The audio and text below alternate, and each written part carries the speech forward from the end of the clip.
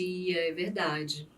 E como você falou, a escola muitas vezes é o primeiro ambiente de exclusão para quem está dentro do espectro, né. O que ainda falta nas instituições, apesar de você ter falado que elas já estão, mais preparadas para Uhum. acolher essas pessoas, né, com o espectro autismo, o que ainda falta nessas instituições para garantir essa inclusão de verdade? Treinamento. Precisa de treinamento junto à equipe auxiliar, treinamento junto aos professores, né, formação, tem que fazer formação. Às vezes é um conhecimento raso que algumas têm, mas isso requer uma orientação da instituição e um acompanhamento assíduo junto à sua equipe pedagógica, porque às vezes tem escolas que são inclusivas, mas aquela criança ela está muito disfuncional. Da onde que vem esse ser disfuncional? Da família. Às vezes aquela Uhum. família, ela simplesmente exerce uma parentalidade de permissividade em casa e deixa o menino jogar por muito tempo. E quando ele vai para a escola, as regras da escola são claras.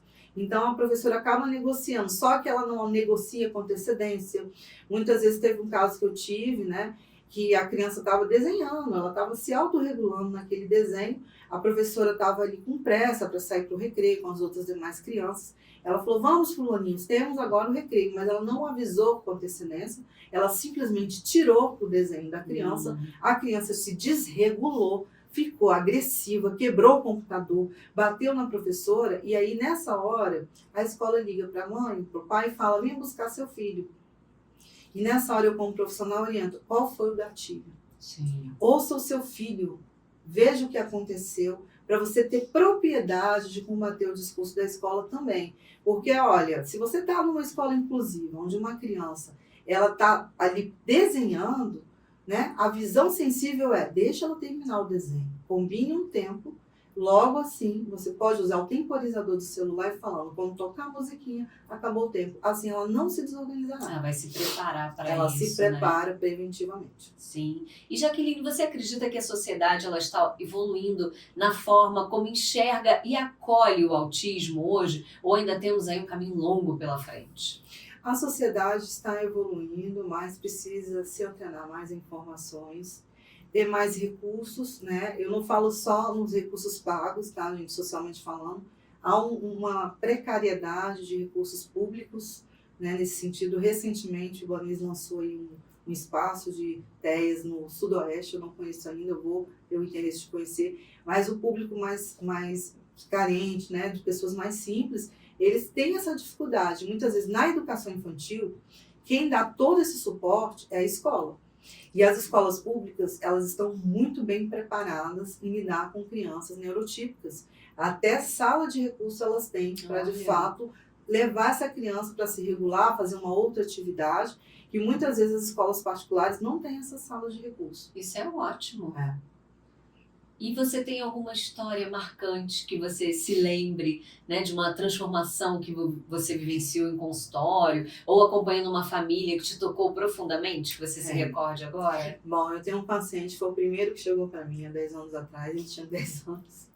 E a mãe era professora da educação aqui do GDF, né? E era muito recente, tudo ali recente de informações. Ele foi a maior experiência que eu tive com o abraço da família, né? Nós treinamos naquela época sua reabilitação psicopedagógica, psicológica, social, junto dentro de casa com a rotina, né? Tudo organizado num quadro, visualmente falando, para ele se tornar funcional.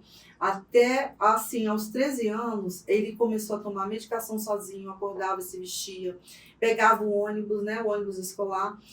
Quando no caso ele teve alta, a mãe me mandou uma foto, né, do 9º ano, ele viajando com um grupo da Olha, escola, que coisa né. boa. Essa foi a Aham. experiência mais incrível que eu tive de comprovação de ser funcional e autonomia. Essa escola, na época, lá em Sobradinho, ela me chamou para fazer uma palestra para os professores, né, como forma de parceria, gratidão, e para mim foi muito gratificante esse trabalho que eu Muito fiz. bacana. Ele tem qual nível do espectro? Do espectro, ele tem nível 2, TEA 2. E Uhum. mesmo assim ele foi readaptado, porque a família abraçou a questão. A Sim. família foi a base de rede de apoio nesse contexto de tratamento. Quando a família, falta uma peça, tá, Camila? Eu falo que a família é como se fosse um quebra-cabeça. Faltou uma pecinha, não tem como ter uma estrutura de equilíbrio ali. Então, muitas vezes, o que acontece? Como o TEA ele é genético, alguém da família tem, ou o pai ou a mãe, ou até mesmo o avô ou o tio. Se for, né, uma genética próxima, no caso, sendo o pai, se esse pai for autista, ter TEA, e ele não treinar essas habilidades, ele não fazer terapia, ele não ter essas habilidades socioemocionais treinadas e reabilitadas, automaticamente ele pode se retirar do sistema familiar. E aí vem essa mãe que fica sozinha. Temos muitas mães atípicas solos, atualmente, sobrecarregadas na demanda dessas crianças. Então, essa criança aqui, olha, ela pode até ter um TEA 1, né? Lá no diagnóstico aos 5 anos. Mas se a família é tão disfuncional e esse ambiente se torna tão estressor, essa criança começa a se tornar o quê? Violenta, agressiva e automaticamente ela vira um TEA 2. Sim. Né? Então isso é preocupante. Com certeza, precisa ter então todo o apoio da Toda família. essa infraestrutura. E a gente sabe, a gente vê muitos casos em que o pai ele se ausenta um pouco mais do que, né, a mãe que está mais ali no dia a dia mesmo. Mas não basta só a mãe, é preciso toda a família se envolver nessa questão, né? É, preciso toda a família, até porque esse filho TEA, ele entende que tem um pai. Mas se esse pai se tornar invisível, né, o foco dele será a mãe, mas a mãe não dá conta dessa estrutura, até porque a figura do pai dentro de um lar não mudou. Ela é estrutura de autoridade. E quando essa mãe, ela tá nesse lugar do exercer, sair do afeto, subir para a autoridade maior, porque eu não tenho ele aqui do meu lado, tende essa mãe ficar mais irritada, nervosa, então ela vai gritar, ela vai falar, vai fazer tal coisa. E aí esse ambiente tende a ficar mais um ambiente estressor, e tende a criança a ficar mais disfuncional. E isso vai aparecer aonde? Na escola. Que é onde é o espaço da criança. É verdade. E Jaqueline, o nível, né, do espectro do autismo, ele pode aumentar, né? Quem tem 1 pode para 2, quem tem 2 pode para 3. Estressor. Sim, mas ele não tem como diminuir, né? A pessoa não tem como, com o tratamento, né, com a terapia, regredir. Não, então assim, olha, por exemplo, o TEA 2, ele tem como ser reabilitado e se tornar funcional.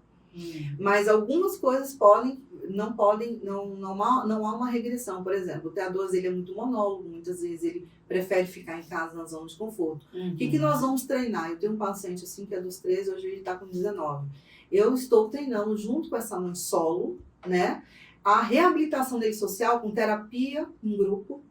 Agora ele tirou carteira de motorista, porque essas coisas simples, gente, se tornam um desafio para o TEA. Tirar a carteira de motorista requer muitos estímulos de atenção ao mesmo tempo. Então, ele tirou a carteira de motorista, ele está fazendo esporte, ele vai ingressar agora numa universidade, quer encontrar pessoas.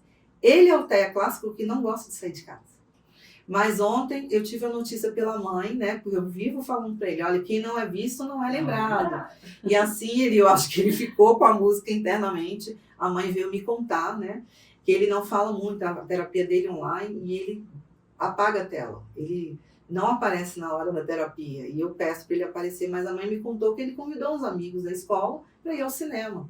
Então, olha só o ganho, né? Sim. Isso aqui é um ganho muito extraordinário para um ser que está, um espectro que está totalmente isolado, tá? Mas temos também o nível 3 dos TEAs, que é o não verbal. Esse não verbal é o mais difícil de ser reabilitado para se tornar funcional, por quê? Porque ele necessita assiduamente de cuidadores. Ele se desregula muito rápido, porque às vezes não entende o que ele está falando, né? Então ele começa a ficar irritado. Há uns 2 anos atrás eu atendi um TEA não verbal. Ele não era tão disfuncional, mas ele era cuidado pelas tias, né? A mãe tinha Alzheimer.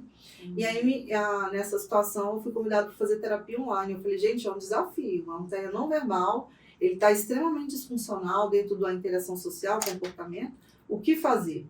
Tentei, Camila, mas quando eu abri a tela, ele saía correndo, ele corria pelo quintal, né? A tia correndo junto, ele sentava e não interagia. Ali, o que eu fiz como proposta para aquela família? Olha, ele precisa de um atendimento presencial, que era em outra cidade, né? Aqui a gente não vai alcançar muitos recursos. Só o fato dele sair de casa, ter as terapias dele, já vai deixar ele regulado e funcional naquilo que for saudável para ele. Não foi possível fazer a terapia online, sim, né? Porque a família ela veio por indicação de uma médica, uma neurologista que acompanhava ele desde muito cedo, né? Desde a infância. E aí, de fato, eu falei, olha, vamos tentar. Mas eu já sabendo que não seria funcional para ele. Porque eu não sou uma pessoa de desistir, eu sou de enfrentar situações e aprender com elas, né? Até porque nós aprendemos muito com as pessoas do espectro dos autistas, elas têm muito o que ensinar pra gente.